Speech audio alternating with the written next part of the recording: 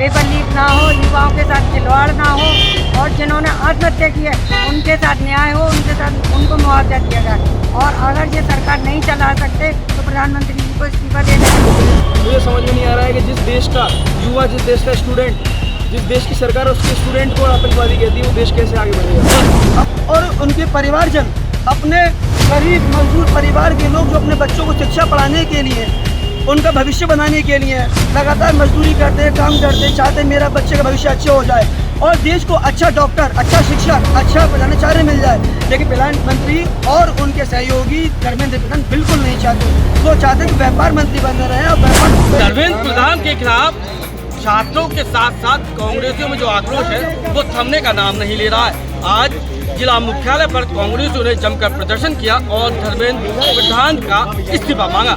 आखिरकार वो ऐसा क्यों कर रहे हैं और क्या कहना चाहिए, धर्मेंद्र प्रधान का इस्तीफा क्यों? धर्मेंद्र प्रधान का इस्तीफा इसलिए तो धर्मेंद्र प्रधान शिक्षा मंत्री के रूप में बिल्कुल भी काम नहीं कर रहे हैं, सिर्फ व्यापार मंत्री के रूप में काम कर रहे हैं। ये पेपर की मेरे पास एक रेट बनी हुई है जो कि पेपर नीट का वैल्यू 40 लाख रुपए उन्होंने घोषित किया हुआ है।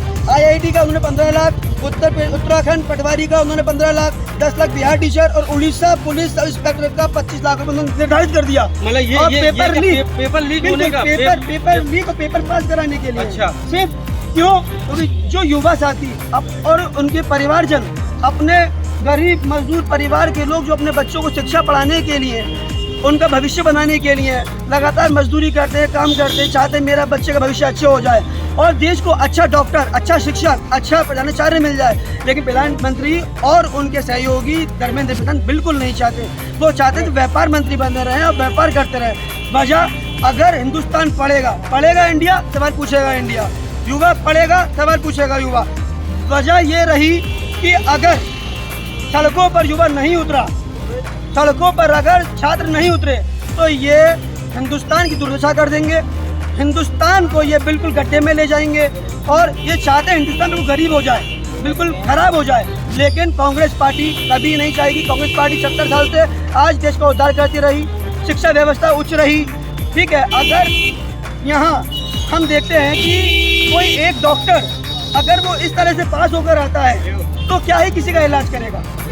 ये सवाल बड़ा होता है। दिल्ली से लेकर आगरा तक, आगरा से लेकर दिल्ली तक, आगरा की सड़कों से जो आवाज उठेगी वो दिल्ली की सत्ता हिला देगी। आप चाहते क्या है? पूरा धर्मेंद्र प्रधान का इस्तीफा और सामूहिक तौर से प्रधानमंत्री जी का भी इस्तीफा चाहते हैं। क्यों?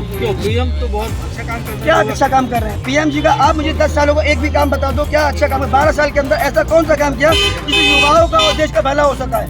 आप व्यापार देख लो, आप महंगाई देख लो, पेट्रोल देख लो, आप यहाँ तक कि राशन देख लो। 5 किलो राशन से आपका परिवार नहीं चल सकता। पत्रकार महोदय, आपको भी अगर 5 किलो राशन का आश्वासन दिया जाएगा, आप उसको गुजारा नहीं कर सकते। सवाल पूछने में भाग जाते हैं मोदी जी, जवाब नहीं। अब ये तो आप ट्राई करिए, आप जाइए। आप लोग क्यों नहीं पूछते? आप लोग एक फ्रेंड कॉन्फ्रेंस का आह्वान कीजिए, आप आह्वान कीजिए। हम प्रधानमंत्री जी से, प्रधान सेवक से सवाल करना चाहते हैं। अगर वो आपको जवाब दे तो बहुत अच्छी बात है। हाँ, राहुल गांधी जी, आप जब चाहे तब बुला लीजिए, राहुल गांधी हमेशा तैयार है। फिलहाल कुछ भी हो, लेकिन धर्मेंद्र प्रधान के साथ साथ अब तो कांग्रेस ही पीएम नरेंद्र मोदी का भी इस्तीफा मांगने लगे हैं। उनका कहना है कि शिक्षा की जितनी दुर्दशा इस सरकार में हुई है, बेरोजगारी जितनी बढ़ी है, वो इससे पहले किसी भी सरकार में देखने को नहीं मिली। आप क्या नाम है आपका? ज्योति जी, क्या चाहती हैं आप? आज प्रोटेस्ट में शामिल हुई। सर, पहले तो मैं ये चाहती हूँ कि हमें ये बताइए कि हम अपने घर पर दिन रात मेहनत करें या छोड़ दें, क्योंकि हम घर वालों से भी सुनते हैं। गवर्नमेंट ने आज यहाँ ला के खड़ा कर दिया है हमको। हम अपनी एजुकेशन से क्या सीखें? कुछ करना है या फिर यही पेपर लीक के भरोसे हमें यही बैठना है, पढ़ना है, बैठना है? फिर घर वाले इधर कहीं उधर शादी, कहीं इधर शादी, कहीं ना कहीं बच्चों की कर देंगे। क्या करें फिर हम एजुकेशन के लिए? और एजुकेशन मिनिस्टर को ये एजुकेशन अच्छी लगती है तो फिर हर देश में ये इनको एजुकेशन मिनिस्टर बना दिया जाए।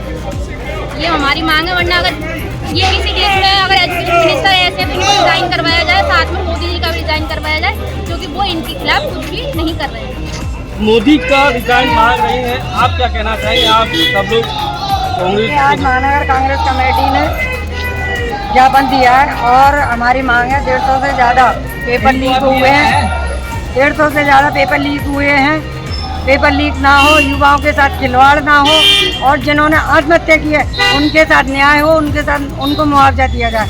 और अगर ये सरकार नहीं चला सकते तो प्रधानमंत्री जी को इस्तीफा देना चाहिए। और भी स्टूडेंट हमारे साथ मौजूद हैं। क्या कहना चाहिए स्टूडेंट के लिए कितना खतरा पैदा हो रहा है? स्टूडेंट कब से लड़ रहे हैं? 2014 से स्टूडेंट लड़ रहा है अपनी सिर्फ और सिर्फ नीट का एग्ज़ाम, और भी एग्ज़ाम है, जितने भी एग्ज़ाम है कोई ना। आपने देखा होगा बेंगलुरु में एग्ज़ाम लीक हुआ, हर जगह कभी कोई एग्ज़ाम कभी कोई एग्ज़ाम। सबसे मेन तो नीट का ही एग्ज़ाम है, आपको पता है जैसा। अब मेन बात आती है, मैं एक पेरेंट हूँ, मैं बस यही चाहती हूँ कि आगे जाके मेरे बच्चे भी ऐसा ना करें जो 21 बच्चों ने सुसाइड किया नीट के एग्ज़ाम को लेके। मैं भी अपने बच्चों को पढ़ाऊँ और पढ़ लिख के वो बने, 20 साल वो अपने एजुकेशन को इतनी मेहनत करें और लास्ट मोमेंट में क्या मिलता है, पेपर लीक या फिर बच्चा सुसाइड कर ले हार के। हम पढ़ा रहे हैं, अपना गोल्ड बेच रहे हैं, जीवन खराब कर रहे हैं अपनी, सिर्फ क्योंकि बच्चे को एक अच्छी एजुकेशन दें। और यहाँ क्या होता है कि पेपर लीक हो जाता है। जब हमारे सरकार के मंत्री ही पढ़े लिखे नहीं है तो वो सरकार कैसे ही चलाएंगे? नहीं चला सकते, उनको सरकार छोड़ देनी चाहिए।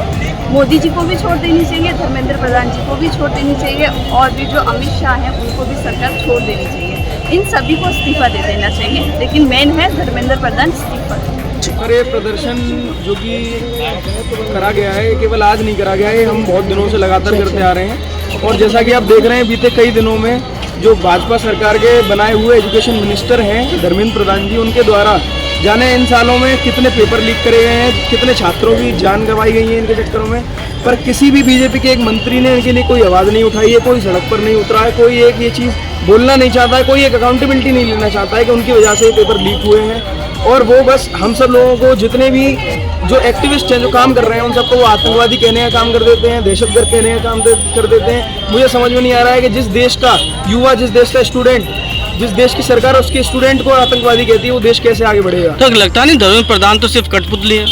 सर धर्मेंद्र प्रधान कठपुतली हैं मोदी जी के। धर्मेंद्र प्रधान के सर जितने भी नेता हैं वो सब कठपुतली, वो सब केवल एक पैसा छापने का कार्य कर रहे हैं सरकार में। किसी को किसी अपनी मिनिस्ट्री से कोई मतलब नहीं। चाहे आप नितिन गडकरी जी को ले लीजिए ट्रांसपोर्ट, चाहे आप हमारे धर्मेंद्र प्रधान को ले लीजिए, किसी को कोई मतलब नहीं है किसी से। वो केवल एक पैसा छापने का कार्य कर रहे हैं।